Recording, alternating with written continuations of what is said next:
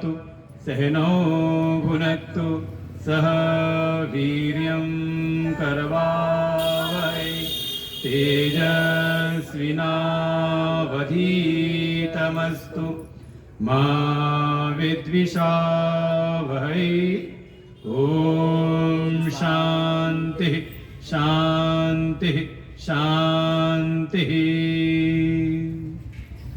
ॐ पार्थाय प्रतिबोधितां भगवता नारायणेन स्वयं व्यासेन ग्रथितां पुराणमुनिना मध्ये महाभारतम् अद्वैतामृतवर्षिणीं भगवतीम् अष्टादशाध्यायनीम् अम्ब त्वामनुसन्दधामि भगवद्गीते भवद्वेषिणीम्।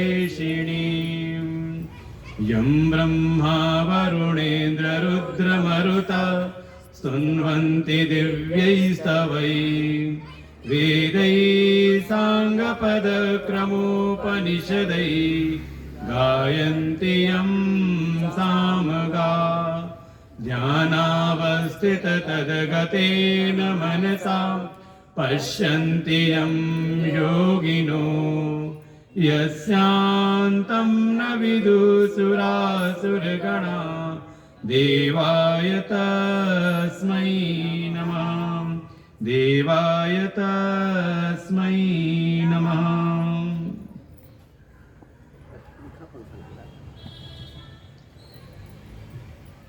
हम लोग 21वें श्लोक से पाठ करते हैं। श्री भगवानुवाच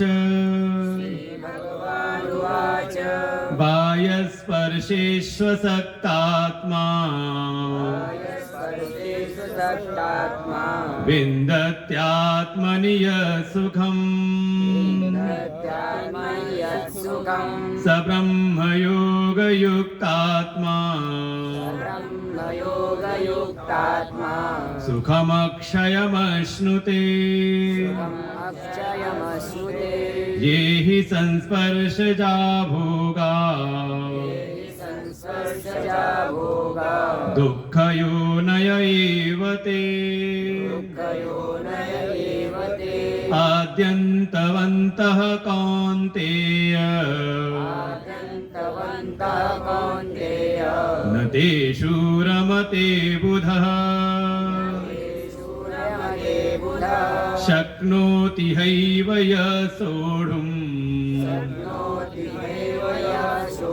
प्राक्शरीरविमोक्षणात् कामक्रोधोद्भवं वेगम् स युक्तः स सुखी नरः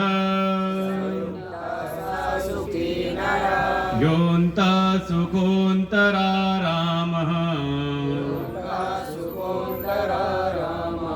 तथान्तर्ज्योतिरेव यः स योगी ब्रह्मनिर्वाणम् ब्रह्मभूतोऽधिगच्छति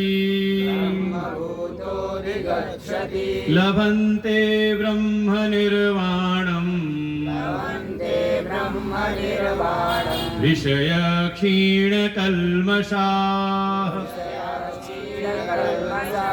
छिन्नद्वैधायतात्मानः सर्वभूतहिते रताः कामक्रोधवियुक्तानाम् यतीनां यतचेतसाम् अभितो ब्रह्मनिर्वाणम् वर्तते विदितात्मनाम्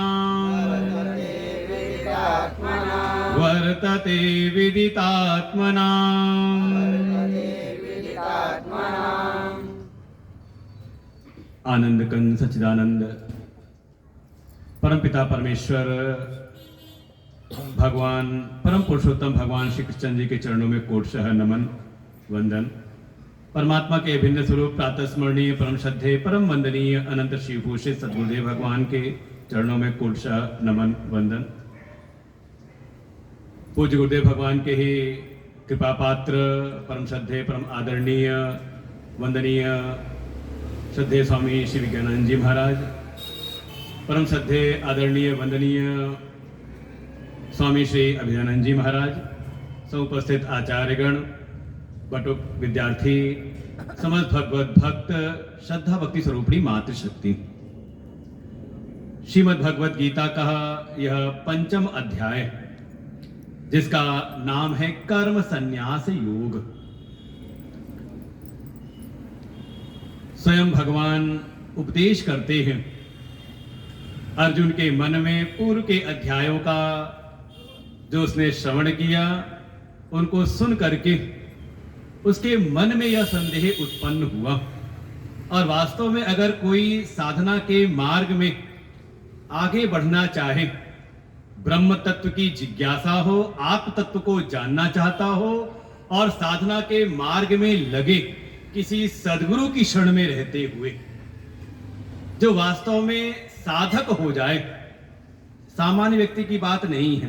देखो, श्रीमद् भगवत गीता आदि जो शास्त्र है, ये उनके लिए है जो अपना जीवन संवारना चाहते हैं, जो अपने जीवन को कर्तव्य पथ पर लेकर के आना चाहते हैं और लक्ष्य है जीवन में हो धर्म की प्रतिष्ठा और जीवन का लक्ष्य हो मोक्ष की प्राप्ति। ऐसा कोई अगर जगत में साधक है तो साधना करते करते उसके मन के भीतर ये सब संशय, संदेह, जिज्ञासाएं उत्पन्न होती हैं, जो श्रीमद् भगवत गीता के माध्यम से अर्जुन व्यक्त करते हैं। इसको केवल कोई इतिहास न समझ ले कि हाँ ऐसा कभी पूर्व में द्वापर युग में कुरुक्षेत्र के मैदान में अर्जुन के सामने कोई समस्या उत्पन्न हुई थी, उसका भगवान ने उपदेश किया। देखो, समस्या उस समय भी थी और जो उसका उत्तर दिया, समाधान प्रस्तुत किया, आप समझ लें इसमें कोई व्यवस्थाओं के बारे में नहीं, बल्कि यहां समस्या उस समय भी अपने मन के लिए थी। और वैसी परिस्थितियों में मन की स्थिति आज भी वैसे ही डामाडोल रहती है। मन के भीतर जो संदेह उस काल में थे, वैसे ही आज भी हैं। परिस्थितियां बदल गई हैं। जैसे आपको अपना याद हो, जो वयोवृद्ध हैं, 50-60 साल जिनकी आयु हो चुकी है, वो अगर याद करें पुरानी घटनाओं को, तो शायद उस समय परिस्थितियां बिल्कुल अलग थी, संसाधनों का अभाव था। लेकिन देखें, मन के विचार, मन की स्थिति, मन के सामने समस्याएं जो उस समय थी, भले चाहे आज परिस्थितियां बिल्कुल अलग हैं। परिस्थितियां क्या संसाधन से संपन्न हो चुके हैं, लेकिन फिर भी देखें तो मन के भीतर संदेह, संशय वैसे ही हैं। हमारा मन पहले भी अभाव जब था संसाधनों का, तो जो भी संसाधन थे उस समय भी राग द्वेष करता था। आज संसाधनों की भरपूरता है, लेकिन आज भी मन के भीतर राग द्वेष बने रहते हैं। पहले भी मन के भीतर काम, क्रोध, लोभ आदि इन दुर्गुणों से हम व्यथित होते थे, और देखें आज भी कामनाएं पूर्ति होती गई, संसाधनों की भरपूरता बनती चली गई, लेकिन फिर भी देखें तो कामनाएं शांत हुई मन की, क्रोध पर नियंत्रण हुआ, लोभ पर हमने विजय प्राप्त कर ली। तो ऐसा देखने में नहीं आता है। तो कह सकते हैं यहां पर मन की जो समस्याएं हैं, यहां बाहर की बात नहीं। कई बार हम लोग पे फोन आ जाता है, कुछ भगत भी ऐसे कुछ आ जाते हैं कि बहुत परेशान हूं। हमने कहा क्या परेशानी है?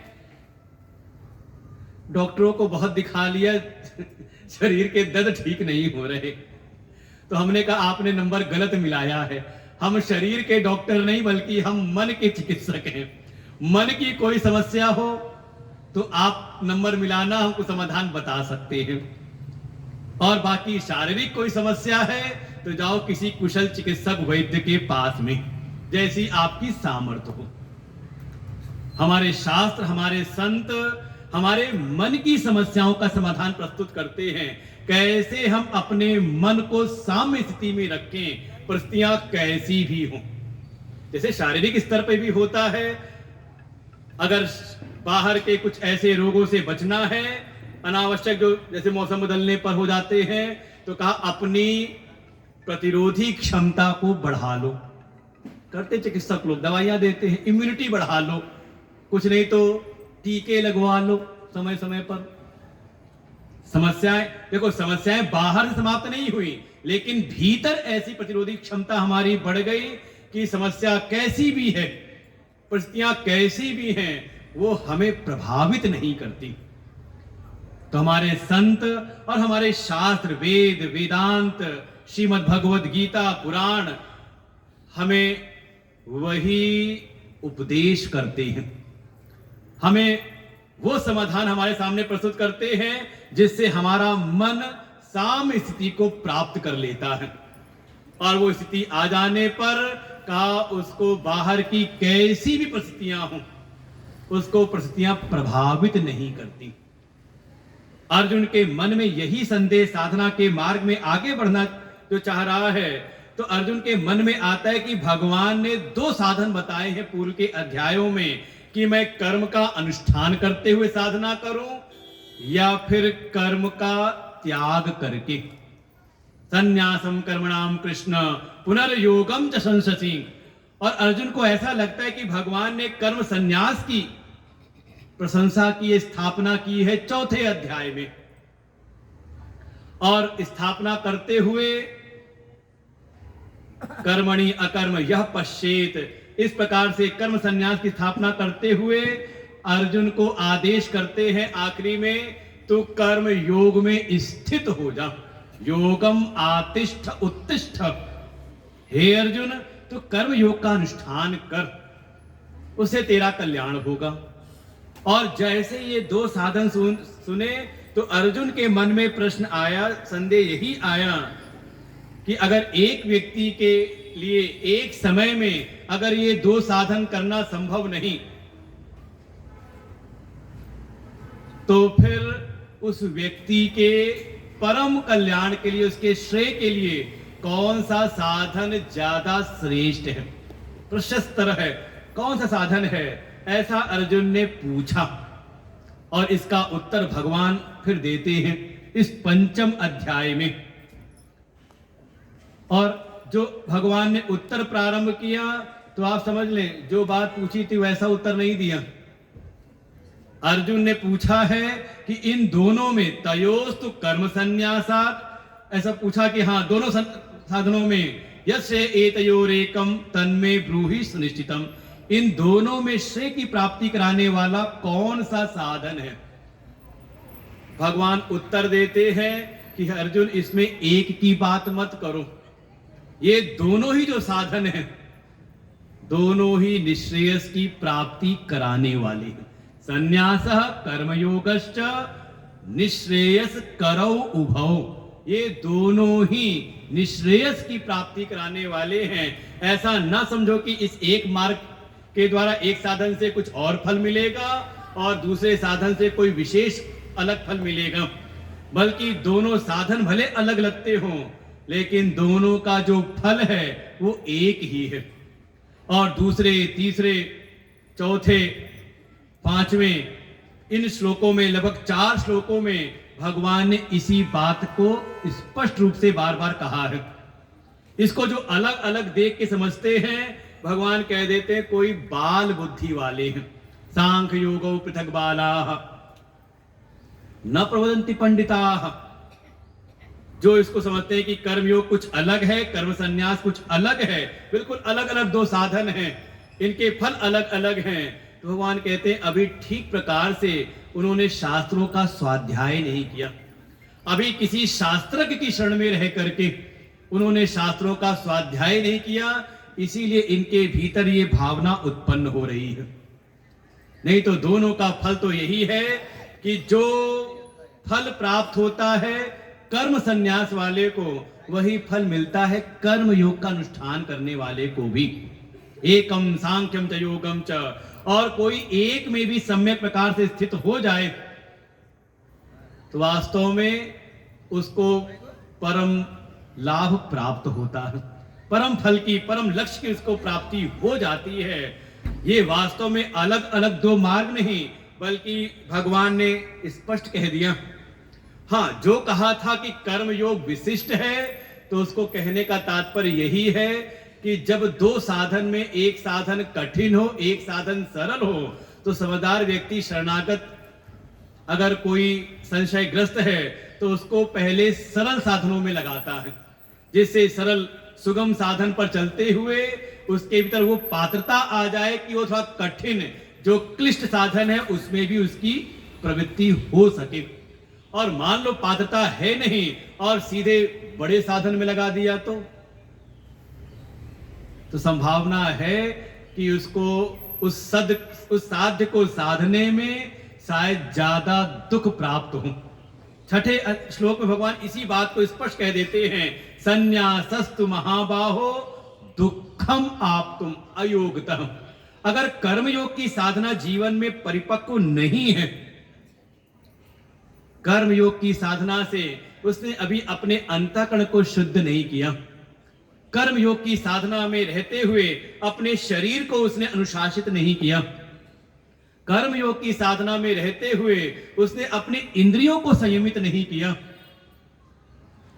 तो उसके लिए वो जो कर्म संन्यास है थोड़ा दुखप्रद हो जाता है, कठिनाई से प्राप्त होता है। और कई बार कठिनाइयों को अगर देख करके संभावना हो जाती, कई बार वो वापस लौट जाता है।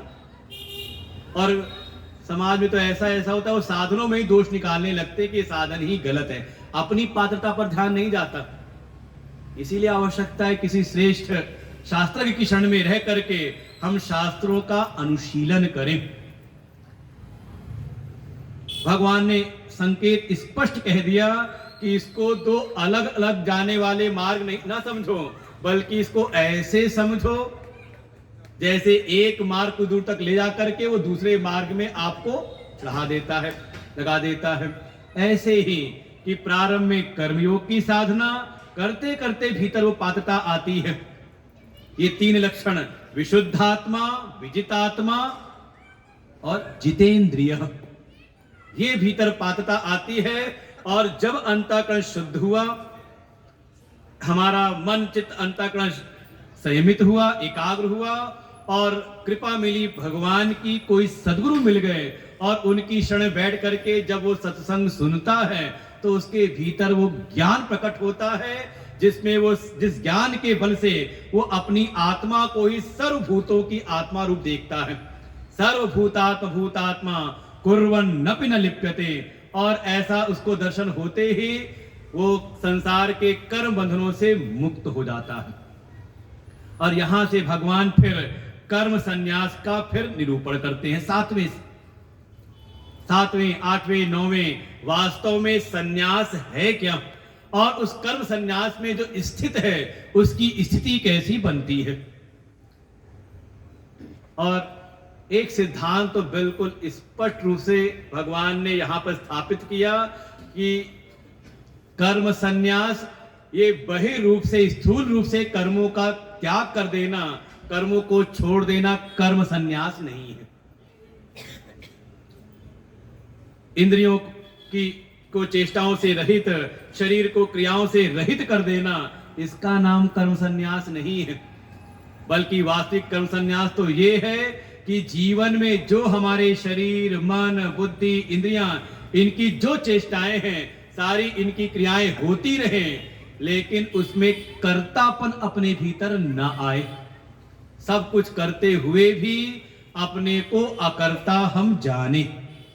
जो ऐसा जानता है, नैव किंचित करोमीति युक्तो मन्येत तत्त्ववित्। जो विद्वत सन्यासी है, जो ज्ञान प्राप्त सन्यासी है, वास्तव में उसकी दृष्टि यही है, वो सब कुछ करते हुए, ठीक है, अब अपने लिए कुछ करना शेष रहा नहीं, लोक कल्याण के लिए भी, लोक संग्रह के लिए भी अगर कुछ कर रहा है तो करते हुए उसके भीतर कभी कर्तृत्व भाव नहीं आता, कर्तापन उसका बिल्कुल नष्ट हो जाता है और सारी क्रियाएं वहां गिनाई, पश्यन, शृण्वन, संजिघ्नन, अश्नन, गच्छन, सपंसुषन, प्रल्पन, विसर्जन, गृह्णन, उन्मिषन, निमिषन, नपि, ये सब करते हुए इसकी धारणा क्या है कि सब इंद्रियों में ही सारी क्रियाएं हो रही हैं। मैं उन इंद्रियों से, अर्थात मैं ना इंद्रिय हूं ना मैं ये देह हूं, बल्कि इन सबको सत्ता देने वाला मैं वो आत्म चैतन्य हूं, ऐसी उसकी दृष्टि रहती है। और इसी वजह से उस अकर्म स्वरूप आत्मा में उसकी स्थिति है, इसलिए सब कुछ करते हुए उसके भीतर कभी कर्तापन नहीं आता। 3 श्लोकों में, 6वें, 7वें, 8वें, 9वें में वो कर्म संन्यास की परिपूर्णता का अनुभव कराने के बाद, जैसे मां भगवती गीता मैया को लगा कि चाहत तो है लेकिन ऐसी स्थिति में अभी वो आरूढ़ नहीं हो पा रहा, तो उसके लिए पुनः, तो समझे, जो कर्म संन्यास है आप समझ ले ये उपेय है जिसको प्राप्त करना है, और जो कर्म योग है ये इसका उपाय है।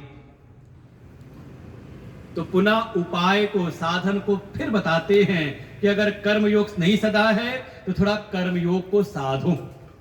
और उसके बाद 10वें, 11वें, 12वें लगभग 3 श्लोकों में भगवान ने पुनः कर्म योग के सिद्धांत को इस यहां पर स्थापित किया और कर्म योग में एक बात स्पष्ट कर दी, ये जो भीतर ममत्व है, ये जो ममता है, ये जो ममता आलंबन ढूंढती है देह गेह में या फिर अपने ये इंद्रिय आदि करणों में, इसमें मम भाव हो गया तो इनकी क्रियाओं को, इनके धर्मों को वो अपना मान लेता, अपने पर आरोपित कर लेता है। भाई शरीर को मैं माना तो इसकी क्रियाएं किसकी हो गई? कहा मेरी हो गई। भगवान कहते बस सीधा सीधा सूत्र है कर्मयोग का, ये जो मम का आलंबन शरीर, करण या संसार के जो पदार्थ है वो बन रहे हैं, यहां से ममता को निकाल करके मम भाव मुझ में लगा दो, मेरे लिए अपने कर्म करने वाले हो जाओ। ब्रह्मण्याधाय कर्माणि संगम त्यक्त्वा आत्मशुद्ध है। जो कोई भी ब्रह्म को समर्पित करके अपने सारे कर्म करता है, बस ये है कि फल की आकांक्षा ना रहे। जब हमने मम भाव बनाया करणों में, अपनी क्रियाओं में, कर्म में, तो उसके फल में भी हम मम भाव बना लेते हैं। उसका हम त्याग करें, फल की आसक्ति का त्याग करके जीवन में कर्म करें। कर्म हो, संकल्प हो प्रभु का और क्रियाएं हो रही हो हमसे, समझ लें यही है वास्तव में कर्मयोग। कुल संत भगवान की। पूज्य महाराज जी की ट्रेन है 7 बजे, तो महाराज जी इसलिए इस बीच में निकल रहे हैं। उनका बहुत बहुत आभार, उन्होंने अपने दर्शन लाभ हम सबको प्रदान किए, अपने आशीर्वचन भी दिए। श्री कृष्ण गोविंद हरे मुरारी, हे नाथ नारायण वासुदेव। और किसी को भी सुकृताल जाना हो, हनुमान धाम जाना हो, तो महाराज जी वहां सेवा में रहते हैं, वहां का प्रबंधन कार्य महाराज जी देखते हैं। गए होंगे कभी वो बड़े वाले, कितने 70 फीट कितने हैं, हाँ उतने बड़े हनुमान जी, जिसमें 700 करोड़ राम नाम लिखे हुए हैं। तो वहां किसी को दर्शन करने जाना हो कभी शुक्रताल, तो महाराज जी से संपर्क कर सकते हैं वहां पर। श्री कृष्ण गोविंद हरे मुरारी, हे नाथ नारायण वासुदेव। श्री कृष्ण गोविंद हरे मुरारी, हे नाथ नारायण वासुदेव। श्री कृष्ण गोविंद हरे मुरारी, हे नाथ नारायण वासुदेव।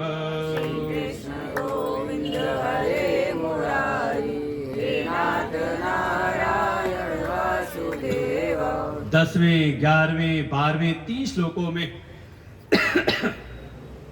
भगवान पुनः कर्म योग का सिद्धांत बताते हैं और साथ ही उसका फल भी।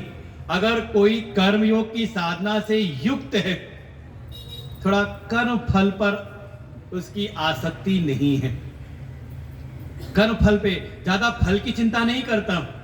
ठीक है, जीवन में कोई लक्ष्य का निर्धारण किया, उसके लिए जो साधन, उन साधनों को करता है परमात्मा पर विश्वास दृढ़ करके।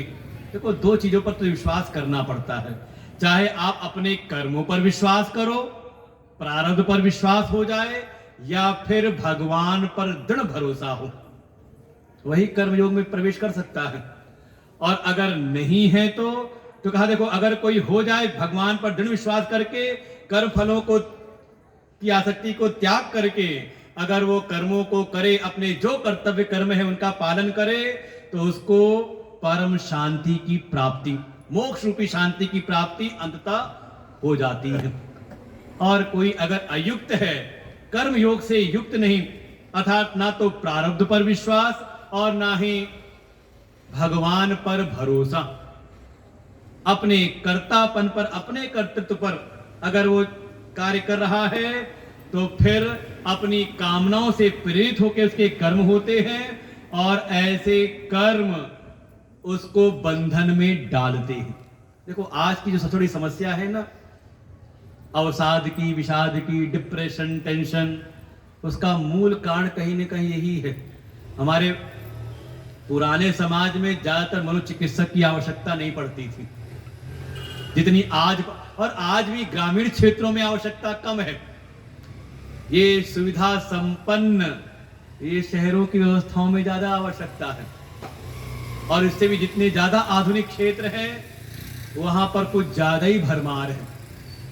हमें था कि शायद यहाँ पे भी आसपास कोई मनोचिकित्सक जल्दी दिखेंगे नहीं, लेकिन चले जाओ दिल्ली, बंबई, तो वहां तो कहो आपको खूब मिल जाए। कारण ये है कि जो पुराना समाज है, जो हमारा ग्रामीण अंचल का जो समाज है, इसका भगवान पर बड़ा भरोसा रहता है, अपने प्रारब्ध पर उसका बड़ा विश्वास रहता है। वो सीधे कोई अगर ऐसी कोई विषम परिस्थिति आ जाए तो कहता है चलो भगवान की यही इच्छा थी, हमारे कर्म ऐसे थे, और इतना सोचते ही वो अपने आगे कर्तव्य में लग जाता है। लेकिन जिसका प्रारब्ध पर विश्वास नहीं, भगवान पर विश्वास नहीं, तो वो हमेशा नकारात्मक विचारों में जाते हुए मेरे साथ ऐसा क्यों हुआ, मेरे साथ ये ऐसा क्यों होता है, और कहीं ना कहीं वो फिर प्रवेश करता है अवसाद में। इसलिए प्रारब्ध और भगवान पर जिसका दृढ़ विश्वास हो जाए, वो अपने कर्मों करते हुए, आखिर हो सकता है कोई जीवन में कभी असफलता आ जाए, कभी ऊपर नीचे हो जाए, लेकिन अंततः वो लक्ष्य की प्राप्ति कर ही लेता है। हमने कई बार अपनी यात्रा का दृष्टांत दिया, पहाड़ की चढ़ाई है, कठिन चढ़ाई है, लेकिन भगवान पर भरोसा करके अगर चलता रहे कोई तो धीरे धीरे वो पहुंच ही जाता है।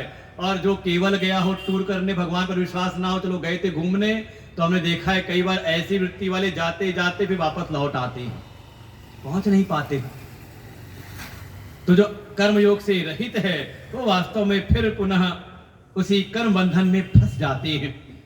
इसके बाद पुनः भगवान फिर कर्म संन्यास के सिद्धांतों को स्थापित करते हैं, और 13वें से लेकर के 26वें श्लोक तक एक निश्चित विषय है कर्म संन्यास, और सीधे कह दिया सर्व कर्माणि मनसा संन्यस्य। जो एक कर्म संन्यासी है, वो वास्तव में बाहर स्थूल रूप से नहीं, बल्कि अपने बुद्धि विवेक से ही सब कुछ करते हुए, सारे जो भी करण हैं इनसे कर्म करते हुए भी उसकी भीतर यही भावना रहती है, न एव कुर्वन् न कारयन्। वो भी इसी शरीर के भीतर ही रहता है। जब तक देह है तो देह के भीतर वो भी निवास करता है, लेकिन उसकी स्थिति कैसी रहती है, उसको लगता है कि मैं ये 9 द्वार वाले पुर में मैं रहने वाला हूं, अर्थात देह में उसका आत्म भाव नहीं होता। अज्ञानी है, उसको लगता है कि मैं घर में रहता हूं, मैं कहीं इस पंडाल में बैठा हूं, लेकिन जो ज्ञानी है उसको लगता है मैं कौन हूं, का ये 9 द्वार वाले पुर, इसमें रहने वाला हूं मैं, अर्थात इस देह में उसका मम भाव नहीं होता, न उसमें अहम जुड़ता है और न उसका मम भाव उसमें।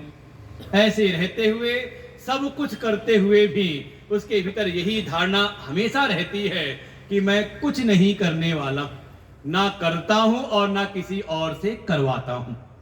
देखो, कर्तापन को यहां पर निषेध किया है, क्योंकि वो जो अपना आत्म स्वरूप है, उस आत्मा में ना तो कर्तृत्व है, ना उसमें कोई कर्म है, ना तो वो किसी कर्म को करने वाला है, और ना ही किसी और की क्रिया का वो कर्म बनता है। इसीलिए कहते हैं उस आत्मा को, ना वो आत्मा किसी को मारता है, ना किसी के द्वारा मारी जाती है। उसमें कर्तृत्व कर्म कुछ भी नहीं, और ना ही वो कर्म फल का कोई संयोग कराने वाला है। वो तो बिल्कुल निर्व्यापार स्वरूप अपने स्वरूप में ही स्थित रहता है। उसमें ना तो संसार के पापों का लेप होता है, और ना ही संसार के किसी पुण्य का उसमें लेप होता है। और ये सारा जो पाप पुण्य का जो खेल चल रहा है, भगवान ने कह दिया, ये सब अज्ञान अवस्था में ही, जो अज्ञान में पड़ा हुआ है, जिसका भीतर का जो ज्ञान है, आत्म चैतन्य स्वरूप जो ज्ञान है, जिसका वो ज्ञान उसके अज्ञान से ढका हुआ है, वो ही इस सारे खेल में रचता पचता रहता है। इसलिए साधन है कि ज्ञान की प्राप्ति करे। ज्ञानेन तु तद अज्ञानम, उस अज्ञान का, जिस अज्ञान के कारण हम मोह में पड़े हुए थे, अपने उस अज्ञान का ज्ञान के द्वारा नाश करें। और ज्ञान किसका? आप पढ़े लिखे सब हो, खूब डिग्री वाले हो, लेकिन क्या आत्मा का ज्ञान है? आत्म विषय ज्ञान को प्राप्त करके अपने भीतर के जो भी अज्ञान हैं, उन सब को मिटा दो। और जैसे ये अज्ञान की परत हटती है, ये जो अपना आत्म चैतन्य है, जो ज्ञान स्वरूप जो अपना आत्मा है, ये स्वतः ही प्रकाशित हो जाता है। जैसे सूर्य के प्रकट होते ही सारा अंधकार दूर होता है, सारा जगत प्रकाशित होता है, ऐसे ही वो अपना आत्म स्वरूप भी है। और जिसको वो ज्ञान प्राप्त हुआ, उसकी तो बुद्धि उसी में तन्मय हो जाती है।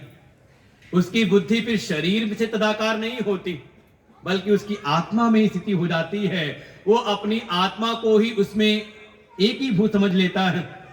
तदात्मा, उस तत्व में ही अपनी आत्मा को एक कर लेता है। उसी में उसकी निष्ठा और वही उसकी परम गति। ऐसा ज्ञान होते ही ज्ञान निर्धूत कल्मषः, उसके जो भी कोई लेश अगर कोई पाप रह गए हो, तो वो भी सब के सब नष्ट हो जाते हैं। ज्ञान अग्नि, उस ज्ञान अग्नि में सब के सब धू धू करके नष्ट हो जाते हैं। और फिर ऐसे ज्ञानी की ये जो आवागमन का जो चक्र है, ये चक्र ही समाप्त हो जाता है। गच्छन्ति अपुनरावृत्तिम। और उसके फिर लक्षण बताए। ऐसा जो ज्ञानी है, कहा जब व्यवहार कर जगत में आता है, तो ऐसा नहीं कि उसके सामने, कल हमने एक सिद्धांत कहा था,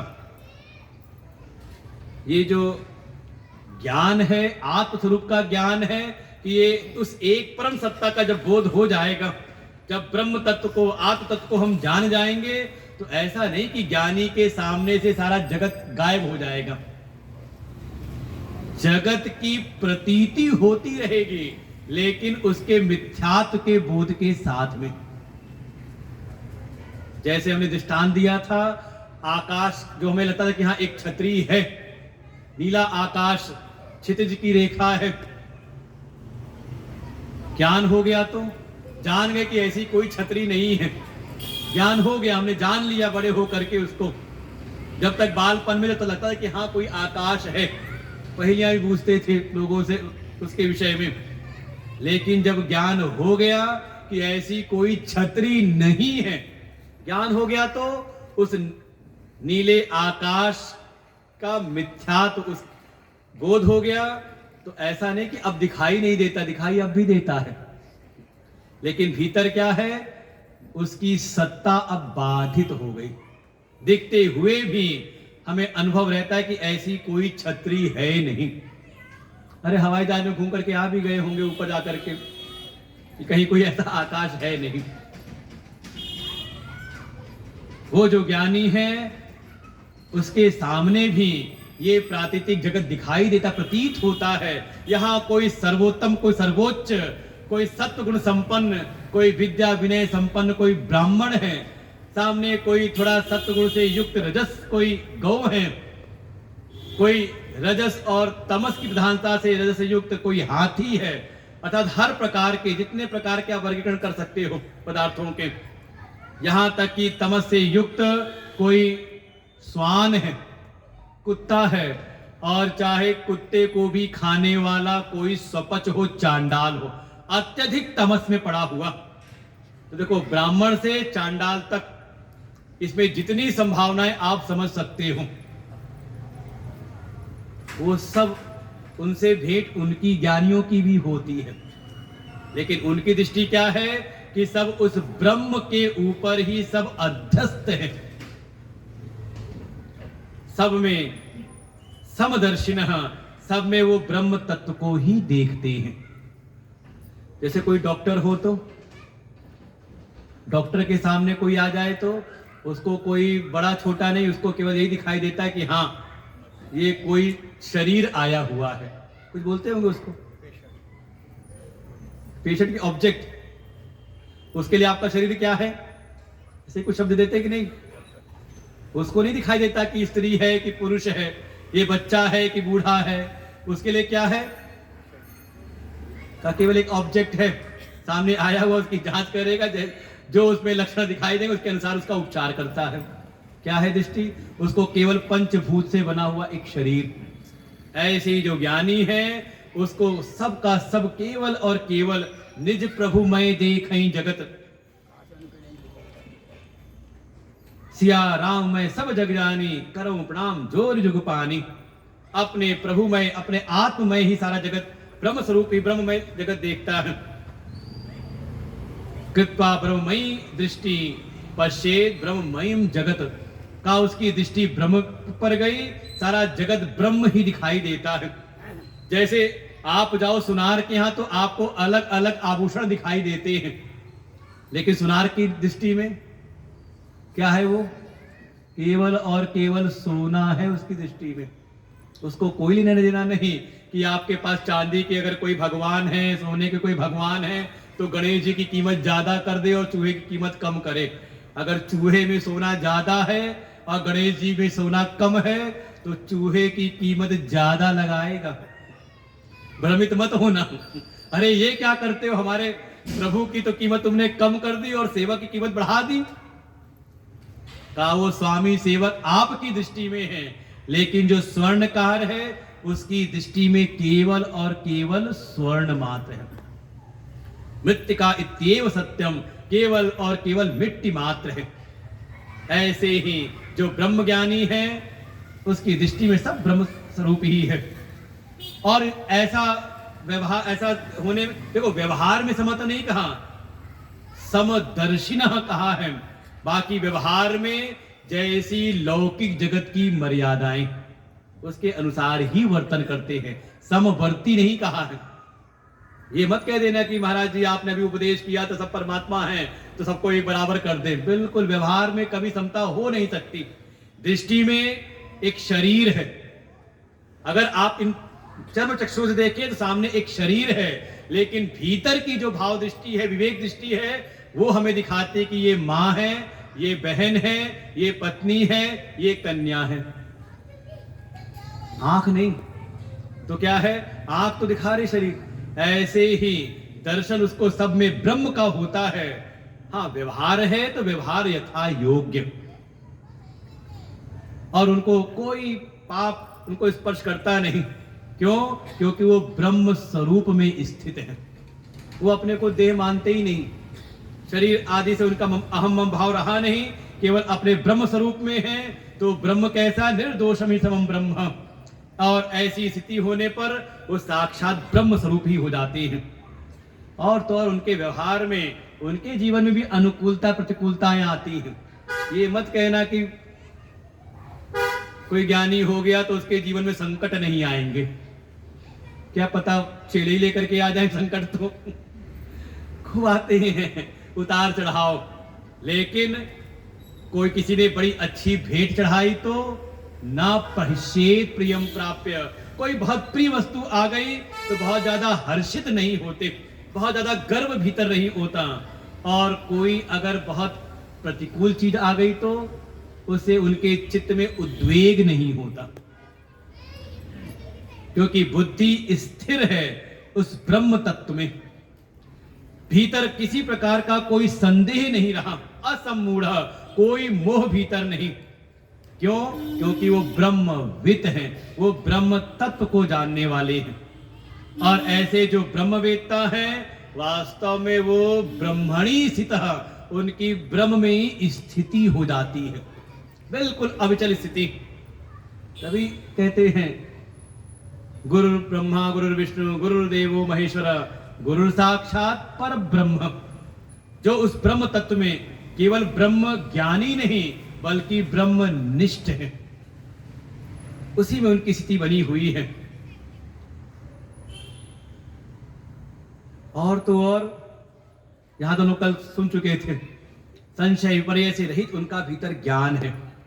और तो और क्या स्थिति बताई, कैसा होता है उनके जीवन समझ ले। बाह्य स्पर्शेषु असक्त आत्मा विंदति आत्मनि यस् सुखम। उनको वो सुख मिलता है जो अपने भीतर है, बाहर का नहीं। ये जो बाह्य स्पर्श हैं, बाहर के जो विषयों के स्पर्श से उनकी कोई आसक्ति नहीं है। बाहर के इस विषय जगत में उनकी कहीं पर कोई राग नहीं, कोई आसक्ति नहीं, बल्कि अपने भीतर के सुख से वो आनंदित होते हैं। ऐसा जो योगी है उसको कहा सब ब्रह्म योग। वास्तव में उनकी हर क्षण ब्रह्म समाधि लगी रहती है, ब्रह्म दृष्टि उनकी सदैव रहती है। ऐसे जो युक्त, ऐसे जो ज्ञानी हैं, वे ही अक्षय सुख का अनुभव करते हैं। अक्षय सुख का जिसका कभी क्षय ना हो। आज भी कुछ है कि कल थी अक्षय नवमी, कहते नहीं तो एक अक्षय तृतीया याद होगी क्या? हाँ, आज नवमी, अक्षय नवमी। क्या महत्व है? कहते इसमें किया हुआ कोई भी दान पुण्य उसका फल कभी नष्ट नहीं होता, क्षय नहीं होता। ऐसे ही देखो दो प्रकार का आनंद आपको पता चल सकता है, विचार करो तो। एक है बाह्य जगत के विषयों का आनंद, और दूसरा है अपने आत्म स्वरूप का आनंद, ब्रह्म का आनंद। अंतर क्या है? कहे जो बाह्य जगत का जो विषय के जो सुख है ना, ये बढ़ता घटता रहता है। बढ़िया खाने को मिल जाए तो एक निश्चित मात्रा तक खाने का सुख मिलता है, और पेट भर जाए और आपको कोई लाके आपकी प्रिय वस्तु दे और खाओ, नहीं नहीं खाना ही पड़ेगा ऐसे कैसे हम छोड़ सकते हैं आपको, और आपको फिर खिलाए और खिलाए, दोस्ती का वास्ता देकर के खिलाए तो एक बार तो कह दोगे आप कि भैया आप और खिलाए तो ये जितना अंदर के तो बाहर ही आ जाएगा। क्या हुआ? विषय जनित जो सुख है ये बढ़ता घटता रहता है। एक समय भाई विषय बढ़े, भाई विषय की वृत्तियां बढ़े तो सुख बढ़ना चाहिए, लेकिन है क्या? विषय की मात्रा बढ़ी और सुख हो गया कम। जो विषयानंद है, विषयों से मिलने वाला जो सुख है, वो अनित्य है, क्षय से युक्त है। लेकिन अपना ये जो आत्मानंद है, अपने भीतर का जो आनंद है, एक बार किसी को अनुभव हो जाए तो, एक बार भगवान से प्रीत लग जाए, अरे एक बार बांके बिहारी जी के दर्शन हो जाए तो आदमी धक्के खा खा करके पता नहीं क्यों वहां रस्साकसी इतनी चलती है, जैसे भी हो एक बार उनके दर्शन हो जाए और उसके बाद वो धक्का क्या होता क्यों जाते हो धक्का खाने के लिए? कहा नहीं, उसका जो आनंद है बार बार जितनी बार देखो उतना ही आनंद आता है कि नहीं? परमात्मा में मन लग जाए, अपने आत्म स्वरूप में स्थिति हो जाए, उसका जो आनंद है, उसका जो सुख है, वो अक्षय सुख है, वो प्राप्त कर लेते हैं। और तो और जो ऐसे जो ज्ञानी हैं, ये ही संस्पर्शजा भोगा दुख योनय एवते, जो बात कहता है वो भगवान स्पष्ट कह देते हैं। ये जो ज्ञानी हैं, ये बाहर के विषयों में क्यों नहीं रमण करते, क्यों नहीं रमते? क्योंकि ये जो भी संस्पर्श जब अर्थात इंद्रिय और इंद्रिय के विषयों के स्पर्श से जो उत्पन्न होने वाला, उसको कहते हैं संस्पर्शजा होगा। ये इंद्रिय और इंद्रिय के विषयों के स्पर्श से मिलने वाला जो भोग है, ये वास्तव में दुख की योनि है। ये कारण है दुख का। बस लगता है कि हां हमें सुख मिला, वहां पर है दुख ही, लेकिन आभास सुख का होता है। और देखो ये मनोविज्ञान है, अगर समझने का प्रयास करें, वस्तु में अगर सुख होता तो वस्तु मिलने के बाद भी आपको सुख मिलता रहता उससे। ये जब तक कोई चीज नहीं मिली है ना, उसका जो आकर्षण है, तब तक आप उसको पाने के लिए ललायित है और अपने भीतर के सुख से आप हो गए बाहर। और जैसे ही आपके प्रयास से वस्तु वो पदार्थ मिला, आपको मिलते ही आपका मन हो गया अभी शांत, क्योंकि कोई और कामना है नहीं। तो जितनी देर तक वो कोई और कामना नहीं वो मिला है, तब तक आपका मन कैसा है? शांत। और उस शांत मन में अपने भीतर का ही सुख निकलता है। वैसे संतों ने बड़ा खराब दृष्टांत दिया है, सुनाऊं दृष्टांत? कैसा सुख है वो? तो कहते हैं जैसे कोई कुत्ता हो, उसको कोई सूखी हड्डी मिल जाए, उसमें कोई रस नहीं उस हड्डी में, लेकिन उस हड्डी के लिए कुत्ते जब लड़ते हैं, झगड़ते हैं आपस में, तो और लड़ने झगड़ने के बाद एक किसी को मिल गई हड्डी, लेके पहुंचा कहीं किनारे, और जा करके आराम से उसको जब प्रहार करता है अपने दांतों से, तो जब हड्डियां उसके दांतों से टूटती है तो उस हड्डी का ही चूरा जाके उसके मसूड़ों में चुभ जाता है।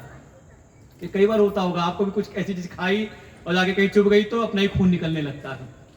और कुत्ता अपने ही रक्त का रसास्वादन करते कहता है बड़ा इसमें रस है। उस हड्डी का रस नहीं है, वो रस था उसके भीतर का ही। ऐसी ही स्थिति बिल्कुल समझनी पड़ती है कि ये बाहर के विषयों के सुख नहीं है, ये तो केवल दुख देने वाले। भगवान भाष्यकार तो कह देते हैं, न संसारे सुखस्य गंध मात्रम अपि अस्ति। इस संसार में सुख की गंध मात्र भी नहीं है। अभी आगे के अध्यायों में कहेंगे कि संसार को नाम ही देंगे दुखालयम अशाश्वतम। ये जो संसार है इसका नाम दिया दुखालय। और बड़े बड़े महापुरुषों ने कहा इस बात को, नानक दुखिया सब संसार। कोई यहां पर नहीं है, किसी का थोड़ा है, किसी का ज्यादा है। मत समझ लेना कि नहीं वो कोई बहुत सुखी है। हाँ, ये होता है ना कि हम ऊपर ऊपर की बातों की चर्चा करते हैं। सड़क पर मिले और भाई कैसे हो, अरे बड़ा अच्छा है, बड़ा आनंद है, बड़े सुखी हैं। जब कोई ऐसा कहे ना, उसको ले आओ अपने घर में, अरे आओ बहुत दिन हो गए चाय नहीं पी तुमने, बैठा के उसके साथ चाय वाय पिलाओ, और फिर अब धीरे धीरे पूछो और घर में क्या हो रहा है, दफ्तर में क्या चल रहा है, और परिवार में बच्चे क्या कर रहे हैं। अब असली बात निकलेगी, भैया सब त्रस्त हो गए। और जब अपना दुख बताए तब उससे पूछो अभी सड़क पे जो कह रहे थे सब ठीक है, सब बढ़िया है। सब बढ़िया हो ना, सब अच्छा हो जाए ना, तो ये मंदिरों में ताला लग जाए, कोई भगवान के पास भी ना जाए। वास्तविकता तो ये है। सब कहा यहां पर गंध मात्र में केवल सुख का आभास, वास्तव में सुख अपने आत्म स्वरूप में है, सच्चिदानंद स्वरूप में है, अपने उस ब्रह्म स्वरूप में है। और तो और स्पष्ट कह दिया, क्यों नहीं ज्ञानी रमते संसार के विषयों में? एक तो ये दुख के हेतु है, दुख के कारण है, और दूसरा कहा अगर कहीं सुख की प्रतीति भी हो, सुख का आभास भी हो, तो ये आद्यंतवंत, ये आदि और अंतवान है। इसमें सुख मिलता है और छूट जाता है। ये तो मानोगे ना, कम से कम सब अनित्य है। इसलिए नातेषु रमते बुधा, जो ज्ञानी है, जो बुद्ध जन है, वो इसमें कभी रमण नहीं करते। रमण करना है तो अपने आत्म स्वरूप में। अरे रमण करना हो तो रमण बिहारी में करो, संसार में कहां कौन सा रमण। और फिर एक बात और बताई, देखो साधना के मार्ग में चलोगे तो प्रतिबंध आएंगे, उन पर हमें विजय पानी होती है, और विशेष यत्न की आवश्यकता पड़ती है। और एक बड़ा प्रतिबंध है, सबकी परेशानी समझ लो, क्या है? क्रोध बहुत आता है। क्रोध पर कोई ऐसा तो नहीं गुस्सा ना आता हो, कहते पूछो मत। उस पर ये श्लोक जरूर पढ़े, 23वां श्लोक। शक्नोति हैव यः सोढुम् प्राक् शरीर विमोक्षणात्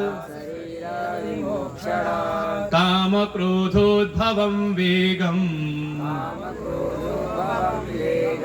सयुक्त स सुखी नरः।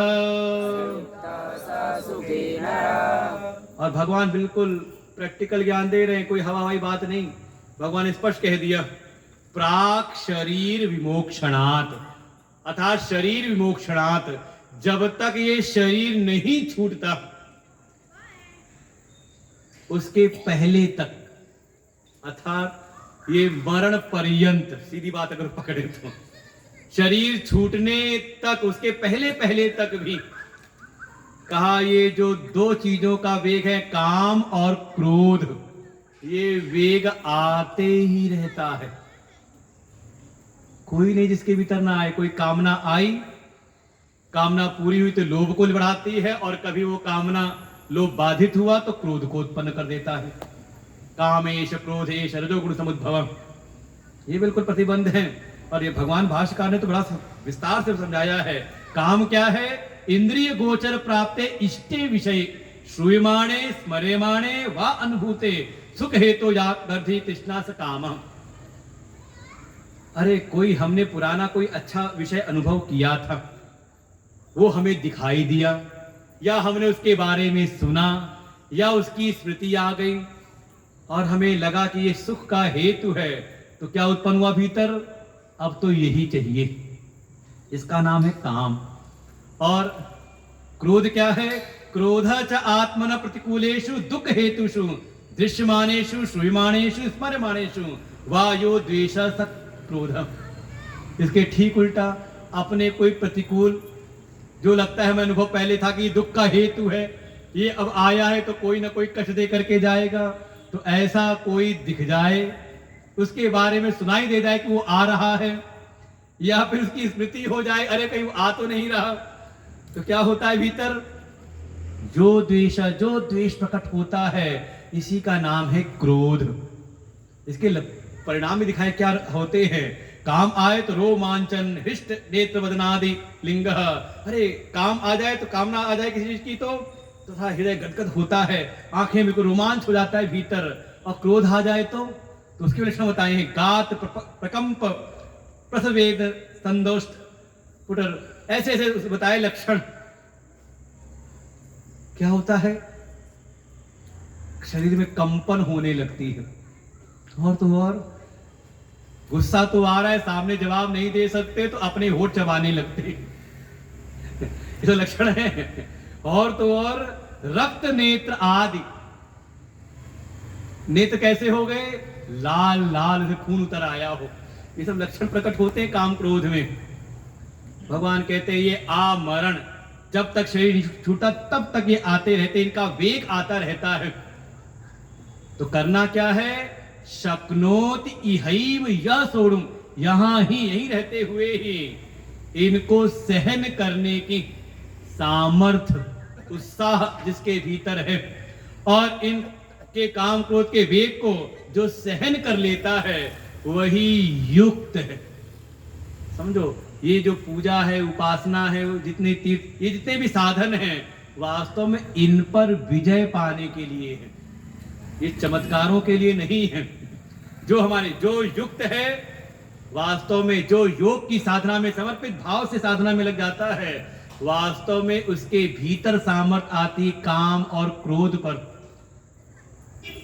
अच्छा, यहां कही दिया कि अपनी कामनाओं को भगवान की कामनाओं में अर्पण कर दे, तो कामना रही नहीं। जब कामना नहीं रही तो क्रोध भी नहीं, स्थान ही नहीं रहा। केवल भगवान के एक सेवक बनकर के कर्म करने की भावना भीतर है। ऐसा जो योगी है, वास्तव में वही सुखी है, जो अपने इस काम क्रोध पर और जो इसके आवेग में बह जाए। देखो, भगवान की कथाओं भी इसी में है। एक कथा में भगवान के सामने एक दैत्य आता है, तृणावर्त। उस लीला में भगवान क्या हो गए? तो वर्णन आता है भगवान बिल्कुल पाषाणवत भारी हो गए कि वो तिरावत उठा के तो ले जाता, उसको लगता है जैसे कोई पहाड़ उठा लिया हो, और भगवान ने उसका वध किया। भगवान कह रहे कभी काम क्रोध का आवेग आए तो थोड़े भारी बन जाओ, हल्के मत रहो कि उस आवेग में उड़ जाओ, थोड़े गंभीर बन जाओ, इसको टाल दो। ठीक है, ये गुस्सा तो आ रहा है लेकिन इसको जवाब कल देंगे, आज नहीं कर सकते हो। तो जो इसको सहन करने का उत्साह अपने भीतर ले आए, अरे कहते गुस्सा पी जाए, जो दूसरों को ना पिलाए कि चार बात और बोल के उसका भी गुस्सा बढ़ा दे। वास्तव में वही युक्त है, वही सुखी है, वही सुख की प्राप्ति करता है। और ऐसी साधना करते हुए जो योगी है का उसको फिर आगे बढ़ता है। फिर पुनः उस जो ज्ञानी है, जो कर्म सन्यासी है, विद्वत सन्यासी है, उसके पुनः लक्षण बताए। अगर कोई इन काम क्रोध के आवेग को सहन कर ले, वो सामर्थ भीतर ले आए, तो धीरे धीरे उसको ही फिर ये फल मिलता है।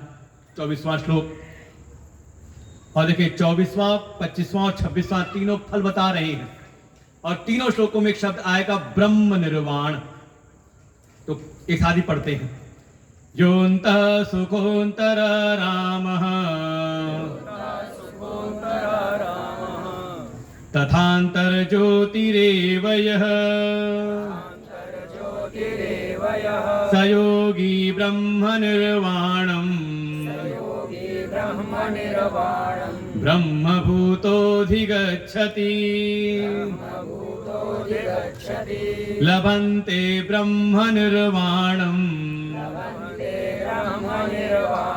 ऋषय क्षीणकल्मषाः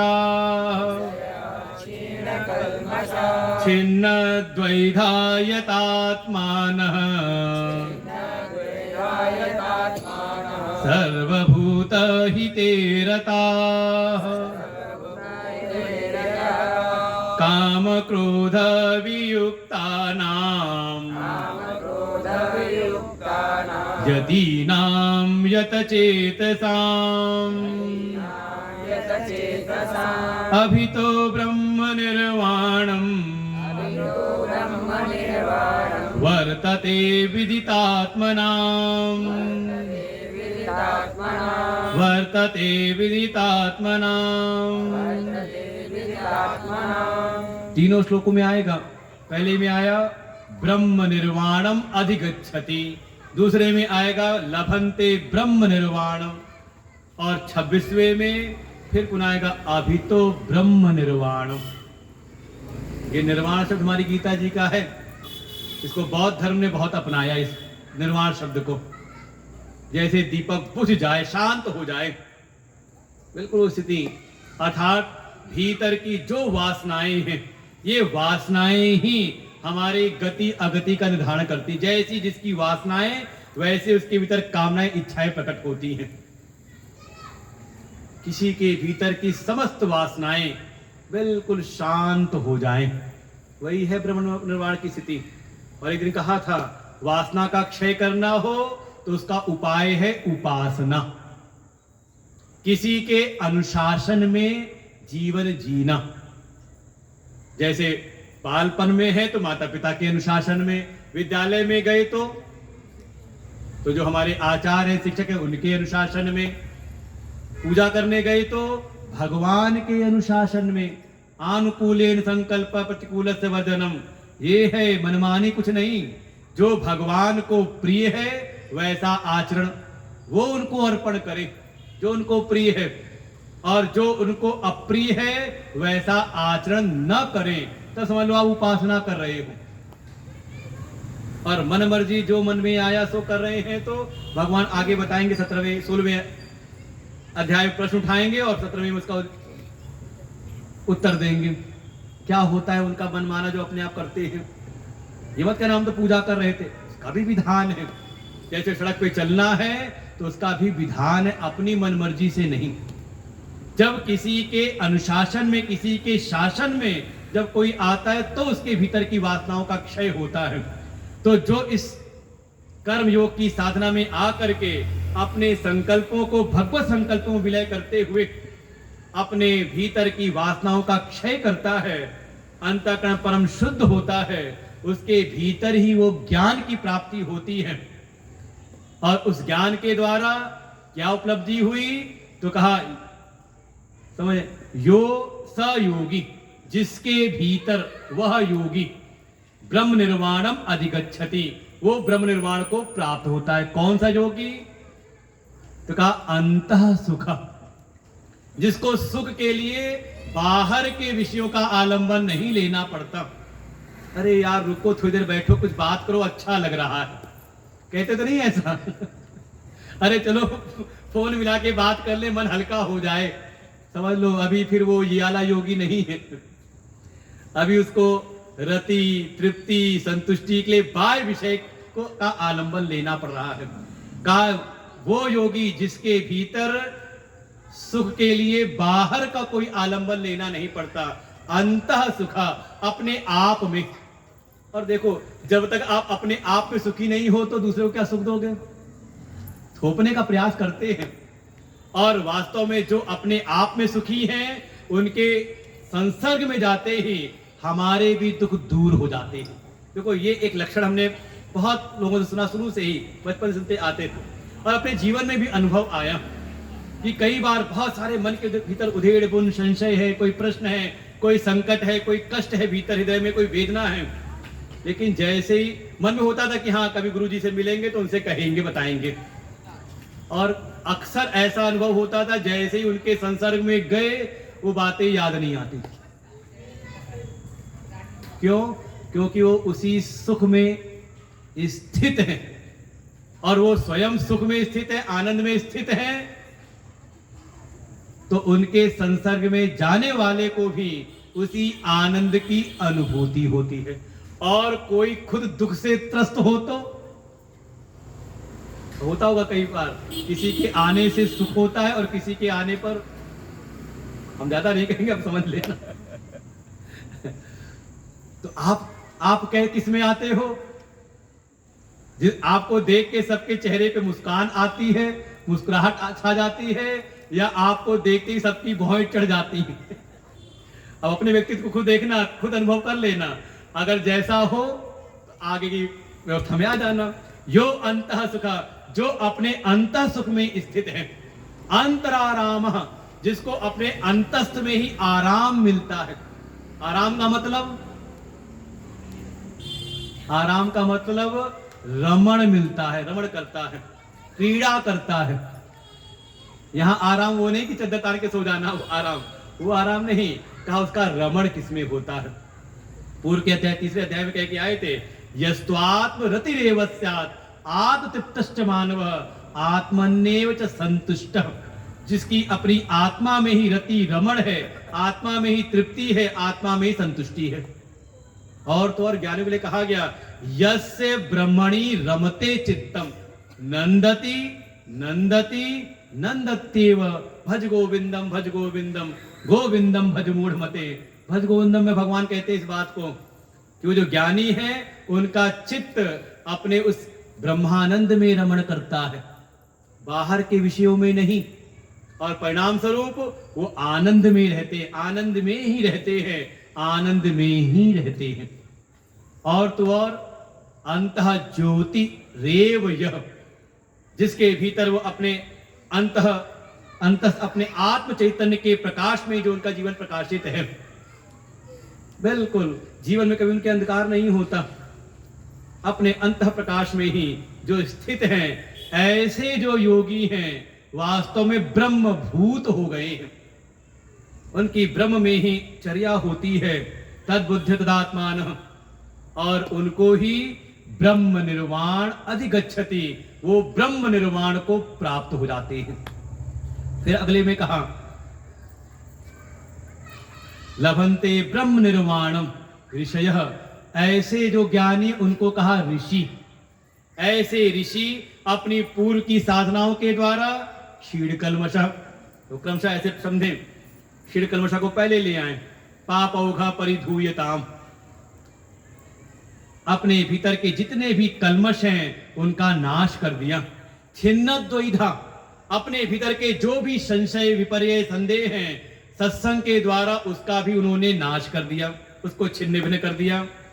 यतात्मान, ऐसा नहीं कि आराम में कहीं आलसी पड़े हुए हैं, यति है, यत्न करने वाले हैं, और तो और अपनी आत्मा की प्राप्ति के लिए यत्न कर रहे हैं, आत्म तत्व को पाने के लिए, और साथ ही सर्वभूत हिते रता, सर्वभूतों के कल्याण के लिए रत है।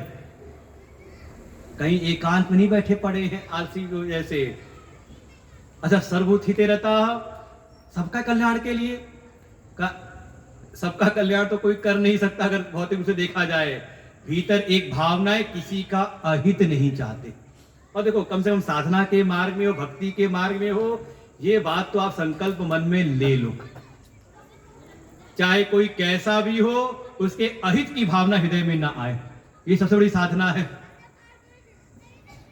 कोई हमारा अनिष्ट भी कर रहा हो, उसके भी प्रति भाव यही हो कि इसका भी कल्याण हो, इसको भी सद्बुद्धि प्राप्त हो। आप इतनी साधना अगर जीवन में ले आओ, आपकी छोटी सी की गई साधना भी आपको बड़ा फल दे देगी। क्योंकि ये नकारात्मक भाव में हमारी साधना की ऊर्जा ज्यादा व्यर्थ होती है। सर्वभूत, किसी के अहित की भावना भीतर नहीं आती। ऐसे जो ऋषि हैं, ऐसे जो ज्ञानी हैं, वो प्राप्त करते किसको? का ब्रह्म निर्वाण। ब्रह्म निर्वाण की उनको प्राप्ति हो जाती है। और फिर कहा, देखो भगवान संतुष्ट नहीं होते, ज्ञानियों के लक्षण एक प्रकार से ज्ञानियों की स्तुति कर रहे हैं। स्वयं भगवान भी स्तुति करते हैं। किसकी? कहा ज्ञानियों की। पुनः कहा, फिर आगे उसी पे काम क्रोध वियुक्ता नाम, काम क्रोध से जुड़ा हुआ नहीं, बल्कि काम क्रोध पर जिसने विजय प्राप्त कर ली है, इससे अपने आप को बिल्कुल अलग कर लिया है। यति नाम यत चेतसाम, जिनका चित्त यत्न में साधनों में लगा रहता है। और विदित आत्म नाम, उनके लिए जो आत्म तत्व है वो विदित हो गया, वो अपनी आत्मा को जान गए। परिणाम अभी तो ब्रह्म निर्वाणम, कहा वो फिर ब्रह्म निर्वाण की प्राप्ति कर लेते हैं। जब तक जीवन है तब भी, और अभी तो कहने का मतलब दोनों प्रकार से। हमारे मुक्ति दो प्रकार से कही जाती है, एक जीवन मुक्ति और दूसरी विदेह मुक्ति। कुछ कमी रह गई, शरीर के बाद यात्रा ऐसी होती है, उत्तरायण के मार्ग में जाते हुए उनको मिलती है। का जीवन रहते रहते भी, और जीवन समाप्त हुआ तो जो घड़े का आकाश है, घड़े की दीवार टूटते ही, जब तक घड़े की दीवारें हैं तब भी उसका जो आकाश है वो महाकाश एक ही है। लेकिन जैसे ही दीवार टूटी तो उसमें एकीभूत हो गए। तो जब तक वास्तव में अज्ञान के कारण ही आप सब हम सब हैं ब्रह्म स्वरूप ही, लेकिन अज्ञान के कारण अपने आप को एक सीमित देह में ही हमने मान लिया। एक संत ने बड़ा अच्छा एक दृष्टांत दिया, पता नहीं आप लोग को कभी सुनाया हो। यहाँ पर कभी 1 नंबर छोटा जूता पहना है कभी पैर में? कोई था, उसको जल्दी जूता कोई मिला नहीं, मैचिंग का गया दुकान पर, संजोग से वो जूता मिला तो, लेकिन थोड़ा छोटा था। जल्दी जल्दी पहन के चला गया कहीं किसी उत्सव में, किसी पार्टी वार्टी में गया, और किसी ने थोड़ा अगर छोटा जूता पहना हो तो उसको अनुभव होगा, वो जूता काटता भी है। अब पता नहीं उसके दांत होते कैसे काटता है। कभी काटा है कि नहीं जूते ने? एक ज्यादा नहीं, बस 1 नंबर छोटा जूता पहना, और स्थिति क्या होती, कहीं जाता है तो पहन के जब लोग हैं सामने तो उसको पीड़ा होती है, उसके लिए कष्ट मिलता है। जैसे ही लोग थोड़ा किनारे बैठा कहीं, तो पहले ही मन में होता हो, अगर लोग ना देख रहे हो तो मन में यही होता है जूते में से पैर बाहर कर लें। अच्छा, जैसे ही जूते से पैर बाहर निकाला तो पायो परम विश्राम, बड़ा आराम मिला। लेकिन फिर कोई आया, फिर जूते पैर डाल लिया, फिर चलने फिरने लगे, फिर जूता कष्ट दे रहा है कि नहीं? आपने पैर को डाला उसके 1 नंबर छोटे, तो उससे मिला आपको कष्ट। ऐसे ही हम हैं ब्रह्म स्वरूप, परमात्म स्वरूप ही हम हैं, लेकिन अज्ञान के कारण अपने आप को एक देह में हमने सीमित कर दिया। अरे छोटे से कमरे में कभी लिफ्ट में बंद हो जाओ तो कुछ होता नहीं, लेकिन फिर भी क्या भय मिलता है, दुख मिलता है, कष्ट मिलता है। आपने उस विभु तत्व को, उस ब्रह्म तत्व को आपने केवल एक देह में ही सीमित कर दिया। ये सारा दुख का कारण इसी अज्ञान की वजह से। जीते चलते फिरते ये भाव रहे कि मैं केवल देह में नहीं बल्कि मैं वो आत्म स्वरूप हूं जो सर्व आत्मा है, जो ब्रह्म है। मुझ में और ब्रह्म में कोई भेद नहीं है।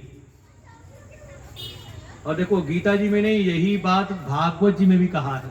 अंतिम उपदेश सुखदेव जी ने परीक्षित को यही दिया, हे परीक्षित तुम अब ऐसा अन्वेषण करो, ऐसा भीतर चिंतन करो, अहम ब्रह्म परम धाम ब्रह्माहम परमम परम, कि मैं ही पर ब्रह्म हूं। ये जो देह है ये देह मैं नहीं हूं। ऐसी बुद्धि तो जो पशु बुद्धि वाले हैं, बहुत बाल बुद्धि वाले, उनको होती है। यही उपदेश भागवत जी में भी है। तो ऐसे जो ज्ञानी हैं, ब्रह्मनिष्ठ हैं, उनका तो अभितः जब तक जीवन है तब भी वो मुक्त है। ब्रह्म निर्वाण की उनको प्राप्ति, और शरीर गिरने के बाद तो जैसे घटाकाश, घड़े की दीवार टूटते ही महाकाश से एक हो जाता है, ऐसे ही उनकी स्थिति हो जाती है। यहां पर ये 5वां अध्याय समझ लो हो गया विराम, उपदेश पूरा हुआ। अब जिसके भीतर ऐसी स्थिति अभी न आई हो तो उसके लिए आगे भगवान भूमिका बांध रहे हैं कि ऐसे सम्यक दर्शन, उस आत्मा, उस ब्रह्म तत्व का सम्यक बोध हो जाए, उसके लिए एक अंतरंग साधन के रूप में ध्यान की प्रक्रिया बतानी है। तो यहां पर भगवान सूत्र स्थापित करते 27वें, 28वें और 29वें श्लोक में, और अगले अध्याय 6ठे अध्याय में इसी का विस्तार करते हैं। तो इनको हम लोग पढ़ लेते हैं, अर्थ जान लेते हैं, बाकी विस्तार से सुनना है तो जैसे यहाँ का प्रवचन शुरू किया तो 5वें अध्याय के तो 4थे अध्याय के 2 श्लोक हमने पढ़े थे प्रारंभ में संगति लगाने के लिए।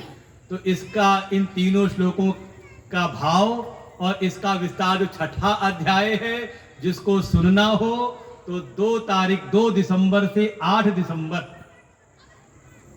वो सुन सकता है। कहां पर? कहीं बहुत दूर नहीं, यही पीछे ही जो हमारा नया आश्रम सत्संग भवन बना हुआ है वहां पर आयोजन होगा। वहां पे विषय है 6ठा अध्याय। वो संजोग से जो वो कार्यक्रम कराते हैं गीता जयंती पर प्रियांक जी, उनका क्रम और आपका क्रम आगे पीछे चलता रहता है। पहले एक अध्याय उनके यहाँ होता है, वही कहीं पर कहीं के कराते हैं वो, उसके बाद यहाँ पर हो जाता है। कई बार से ऐसे चल रहा है। तो इस बार संजोग ऐसा है कि उनको उनके मन में आया कि नए वाले सत्संग भवन में कराना है, तो उन्हें अच्छा है, आपका भी काम अच्छा हो जाएगा, यहाँ वालों को इसको सुनना होगा। क्रम से 6ठा अध्याय, ध्यान कैसे करें, ध्यान की विधि क्या है, पहले पाठ कर लेते हैं। स्पर्शान कृत्वा बहिर्बाह्यान् चक्षुश्चैवान्तरे भ्रुवोः प्राणापानौ समौ कृत्वा नासाभ्यन्तरचारिणौ यतेन्द्रियमनो बुद्धि मुनिर्मोक्षपरायणः विगतेच्छाभयक्रोधो य सदा मुक्त एव सः भोक्तारं यज्ञतपसाम् सर्वलोकमहेश्वरम् सुहृदं सर्वभूतानां ज्ञात्वा मां शान्तिमृच्छति। ॐ तत्सदिति श्रीमद्भगवद्गीतासु उपनिषत्सु ब्रह्मविद्यायां योगशास्त्रे श्रीकृष्णार्जुनसंवादे कर्मसन्न्यासयोगो नाम पंचमोऽध्यायः। इस ज्ञान में सम्यक स्थिति प्राप्त करनी हो तो उसके लिए एक अंतरंग साधन है, सहायक साधन आप समझ लें, जिसको कहते हैं ध्यान, ध्यान योग। क्या करना है उसमें? तो उपाय, एक सूत्र बताया वहां पर कि बही बाह्यान, ये जो बाहर के विषय हैं, कैसे स्पर्शान, जिसको आप स्पर्श के द्वारा करते हैं, जो बाहर के बही स्पर्शान, ये जो बाहर के जो विषय हैं, इनको क्या करो? कृत्वा बाह्यान, इसको बाहर ही कर दो। भाई जो बाहर से आया हो उसको आप बाहर कर सकते हो, तो भीतर ये जितने भी संस्कार आए थे बाहर से आए हुए हैं, उसको क्या है, जो बाहर है उनको तो बाहर रहने ही दो, जो भीतर आ गए हो पुराने उनको भी करो बाहर। इसको कहते हैं अष्टांग योग में प्रत्याहार। अपनी इंद्रियों को उनके आहार से वापस मोड़ करके भीतर ले आए।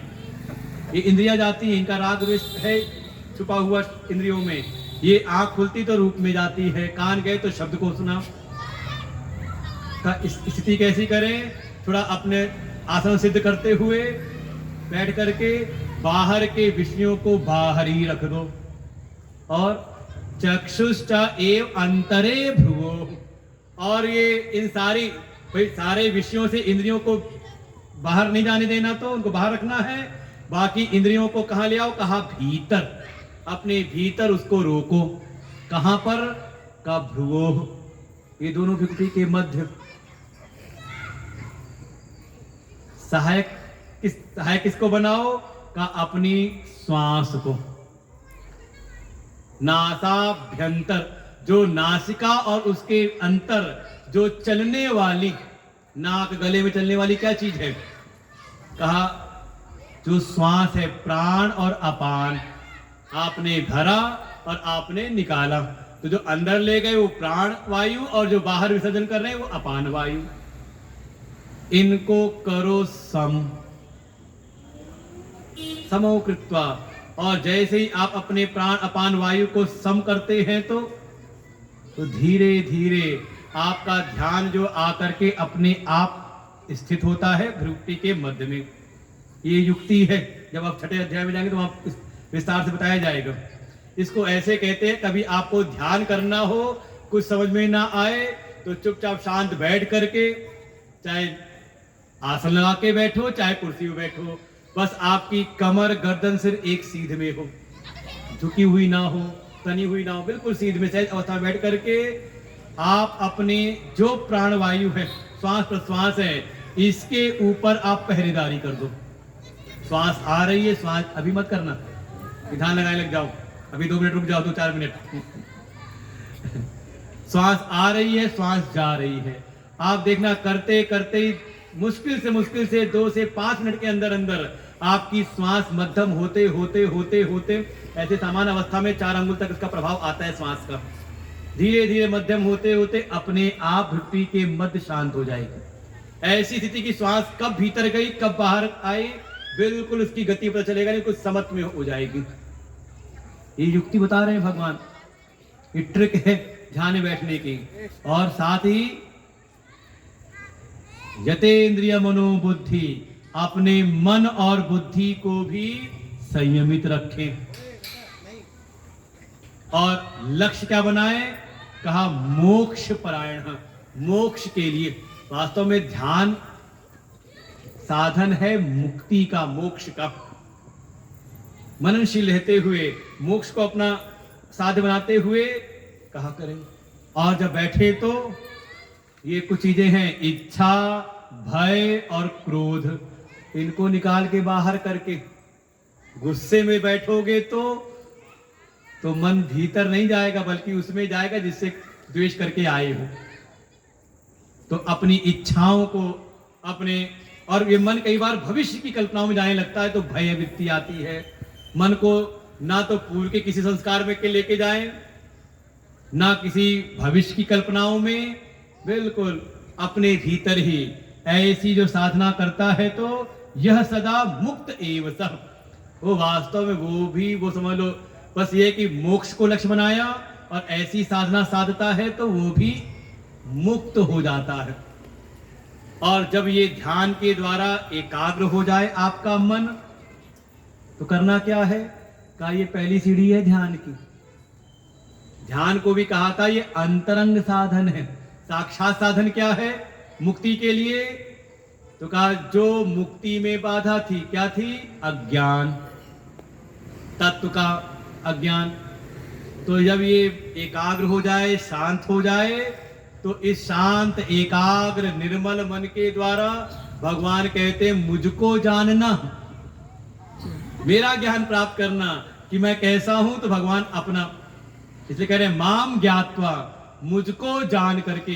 पहले ध्यान की स्थिति अपना ये साधते हुए जब अंतःकरण शुद्ध एकाग्र शांत हो जाए, हमें लगता है स्कूल में टीचर यही करते हैं, पहले बच्चों को आके शांत करती हैं, जब बच्चे शांति से बैठते तब पढ़ाना शुरू करते हैं। अच्छा सब यहाँ शोर करते रहो, बात करते रहो, हम सुनाएं कुछ, तो क्या सुनने में आने वाला है? इसीलिए कहते हैं कि शांति से बैठो, मोबाइल बंद करके बैठो। जब वो बाहर की सब हो गई, अंतरंग साधन के द्वारा मन एकाग्र हुआ, शांत हुआ, क्योंकि आपने जो सुना है अभी तक उससे ही आपको मोक्ष की प्राप्ति हो जाती, लेकिन नहीं हुई। जिस भागवत को सुन करके परीक्षित का एक ही बार में मोक्ष हो गया, जिस गीता को सुन करके अर्जुन ने सुना और मुक्ति का उनको आनंद प्राप्त हुआ, हमें नहीं होता तो कारण है अभी अपने भीतर वो पात्रता नहीं आई, शायद उतनी एकाग्रता, उतना संयम अभी जीवन में नहीं है। इसीलिए वो सुनने के बाद, सुनते समय तो अच्छा लगा, अनुभव भी हुआ, लेकिन लगा क्या? अब हम सब पूछना शुरू कर दे क्या क्या सुना। आज हमने 7 दिन का पूरा रिवाइज करा दिया था पहले श्लोक से, लेकिन फिर पूछे तो शायद हो सकता है ये भी याद ना हो कि अभी आज शुरुआत क्या बताया था शुरू में। तो वो भीतर एकाग्रता के लिए सहायक साधन है ध्यान। और जब ध्यान से मन एकाग्र हो तो उस एकाग्र शांत निर्मल मन के द्वारा भगवान कहते हैं मुझको जानो। कैसा? तो कहते हैं भोक्तारम यज्ञ तपसाम, ये जितने भी यज्ञ तपस्या आदि जो कार्य हैं, इनका एकमात्र भोक्ता मैं हूं, इसके फल का भोक्ता।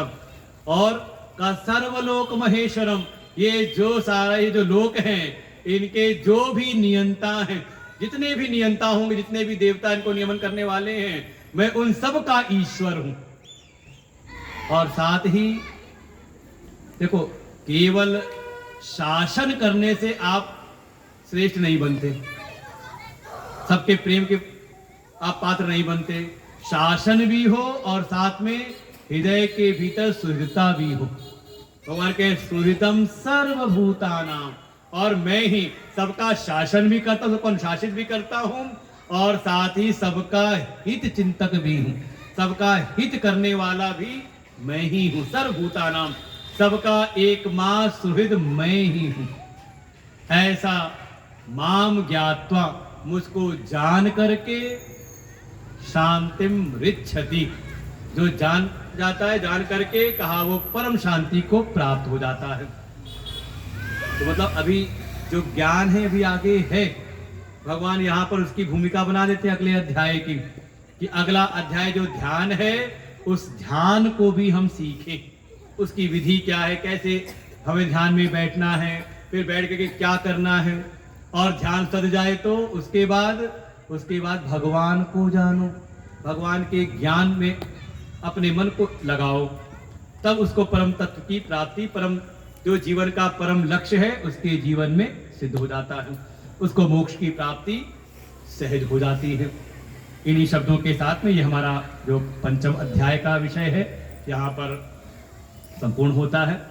इस कार्य में जिनका भी सहयोग रहा हो, विशेष करके विधान सत्संग समिति और इस लक्ष्मी विहार की जो वेलफेयर सोसाइटी है, कितनी बढ़िया सुंदर व्यवस्था, यहाँ पर पार्क की व्यवस्था और सारी और संसाधन हैं जो यहाँ पर सुलभ हुए। वास्तव में जिसका भी इसमें सहयोग आया हो, सबको इस व्यासपीठ से आशीर्वाद है, सबका कल्याण हो, सब आगे बढ़े इस ज्ञान के मार्ग में, अपने साधनों के मार्ग में। देखिए ये गीता जी का ही ज्ञान है जो हमारे जीवन को और भी विशिष्ट बनाता है। सब विशिष्टते, जो इस ज्ञान को, देखो जीवन सब जी रहे हैं, देखो रोटी रोटी कपड़ा मकान के लिए अपने जीवन की आवश्यकता तो दुनिया कर रही है, लेकिन सब विशेष नहीं होते। सामान्य जीवन जीना सबका आसान, बहुत लोग जी रहे हैं, लेकिन उन्हीं सामान्य जनों के बीच से ही कोई एक विशेष निकलता है। कारण है उसके भीतर का विशेष ज्ञान, और वही ज्ञान हमारी श्रीमद् भगवद गीता हमें प्रदान करती है। इस ज्ञान की दृष्टि से हमारा जीवन युक्त हो जाए तो हमारे कर्म ही विशिष्ट हो जाते हैं। तो भगवान की कृपा सबको प्राप्त हो, ये ज्ञान उनको प्राप्त हो, इस ज्ञान के मार्ग में सभी आगे बढ़े, सबका कल्याण हो। सर्वे भवन्तु सुखिनः, सर्वे सन्तु निरामयः, सर्वे भद्राणि पश्यन्तु, मां कश्चित् दुःखभाग् भवेत्। ओम पूर्णमदः पूर्णमिदं पूर्णात् पूर्णमुदच्यते, पूर्णस्य पूर्णमादाय पूर्णमेवावशिष्यते। ओम शांति शांति शांति।